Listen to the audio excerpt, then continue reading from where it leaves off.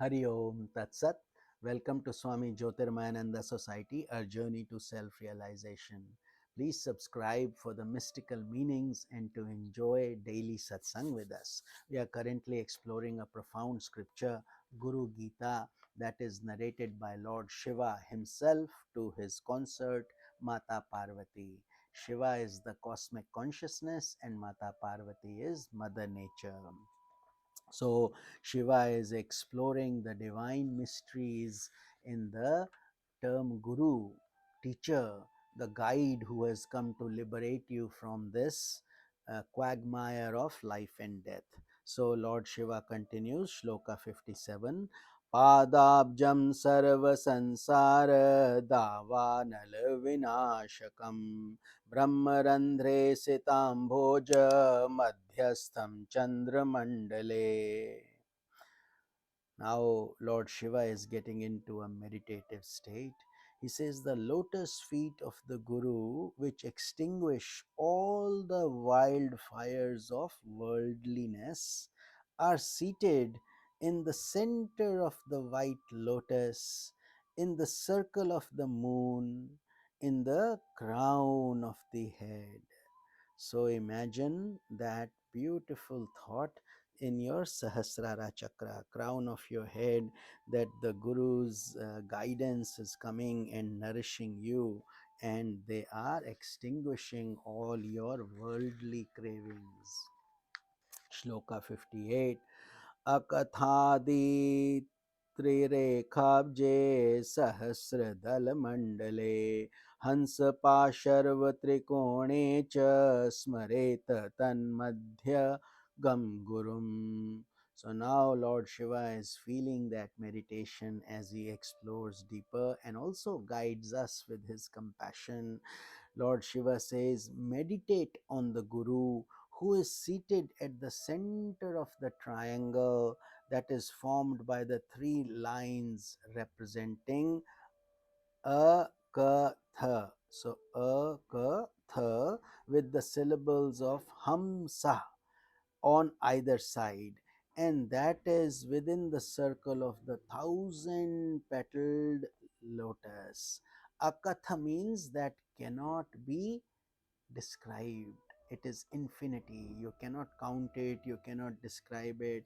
And ham sah means the swan. So when you sit on that, then you have this experience, this deep experience of meditation that cannot be described, and you soar like a swan. You see, these root letters are deeply mystical, and just reading books is not enough. You have to come into contact with live fire to experience the heat. You have to come into contact with food and eat it if you're hungry. Much in the same way, you come into contact with a live Guru and you get all your nourishment or spiritual nourishment in these questions answered. So shloka number 59. Sakala bhuvana srishtihi kalpapata shesha pushtira nikhila nigama drishtihi sampadam vyartha drishtihi avaguna parimarshtis tat padarthaika drishtir bhavaguna parameshtir moksha margaika drishtihi.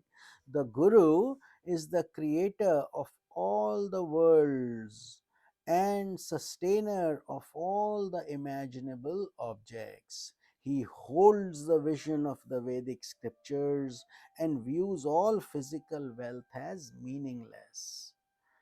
Not easy for worldly people to do, but for gurus, they have transcended this big gap. He removes our faults, keeps us focused on the highest principle, has overcome the qualities of worldly existence, and keeps his gaze only on the path to liberation.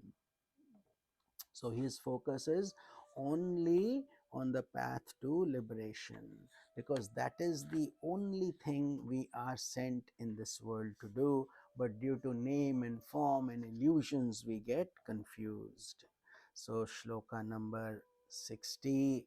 Lord continues, Sakala Bhuvana Rangasthapan Stambhayashtihi Sakaruna Rasa Vrishtistatva Mala Samashtihi Sakala Samaya Srishtihi Satchidananda Drishtira Nivasatu Mai Nityam Shri Gurora Divya Drishtihi.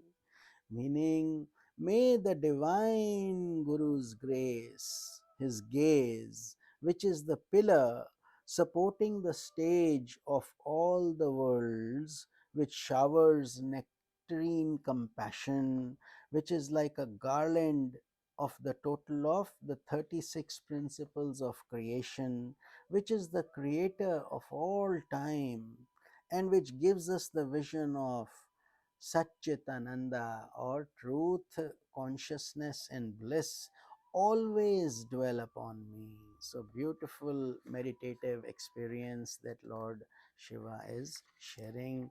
And moving on to shloka 61. Agnishuddham samantatu jwala parichakadhiya mantra rajamimam manye harnisham patu mrityutaha.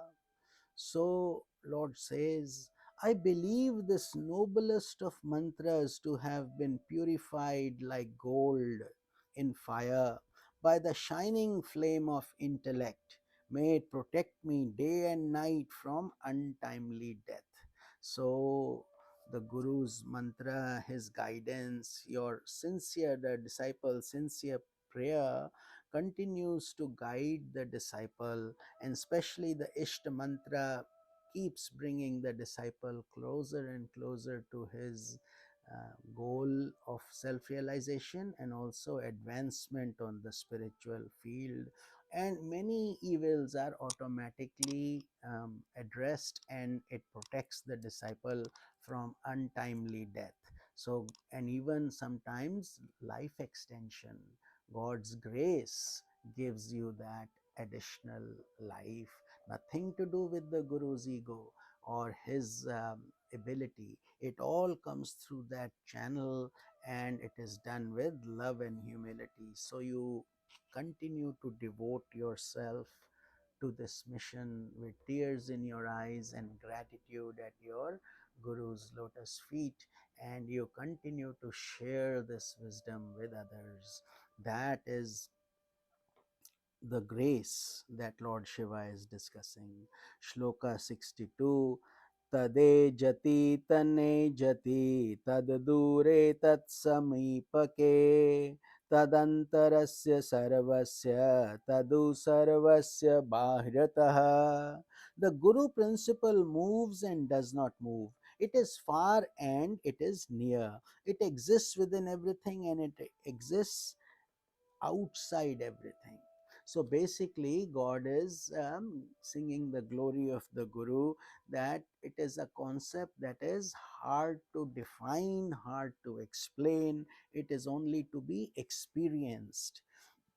So the Guru principle is everywhere, omnipotent, omnipresent, omniscient, just like the God, just like God Himself. So, shloka number 63 and 64 we'll chant together. अजोऽहं जरोऽहं च अनादिनिधनः स्वयम् अविकारश्चिदानन्दः अणीयान् महतो महान् अपूर्वाणां परं नित्यं स्वयं ज्योतिर्निरामयं विरजं परमाकाशं ध्रुवमानन्दमव्ययम्. The Guru principle knows, I myself am unborn and undying, without beginning or end. I am unchanging consciousness and bliss. I am smaller than the smallest and greater than the greatest. So, this is the experience in high state of meditation that sages and saints realize, and then they try to transmit this knowledge to anyone who is interested. But who will benefit? a sincere disciple will, someone who is following these teachings with utmost reverence and respect, and also putting his self effort. I am supreme among the unprecedented, eternal, self illuminated. I am beyond suffering, beyond blemish. I am the embodiment of supreme space, steadfast bliss, and indestructible. So, here Lord Shiva is giving his anubhuti or his experience of infinity and as consciousness which is beyond all names, forms, definitions, and syllables, or we cannot put these things in words. So that is why Lord Shiva is in that transcendental state explaining what is that we are trying to secure. And once you attain that, then nothing more needs to be done anymore. It is all completed. The mission is over. So, with this, we conclude our satsang for today. We will start from shloka number 65 in tomorrow's satsang. Hari Om Tat Sat.